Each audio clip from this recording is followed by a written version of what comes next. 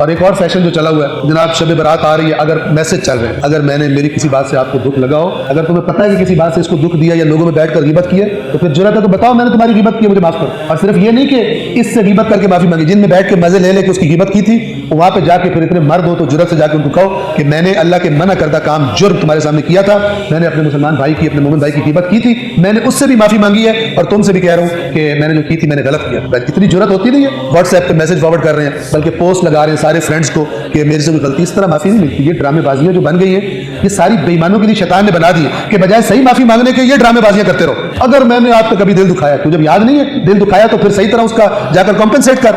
मैंने अल्लाह की नाफरमानी की है, अल्लाह से माफी मांगता हूं। और जिसकी गिबत की वहां इतनी जुर्रत है, और अगर ये जुर्रत नहीं है तो फेसबुक पर पोस्ट लगाने से और व्हाट्सएप पर पोस्टें फॉरवर्ड करने से इन गुनाहों की माफी नहीं मिलने वाली। ये तो शैतान ने चक्कर चला दिए ताकि ये बजाय प्रॉपर तौबा करने के और अपने कहीं समझते रहे हमारी खलासी हो गई है, और खलासी होती नहीं है।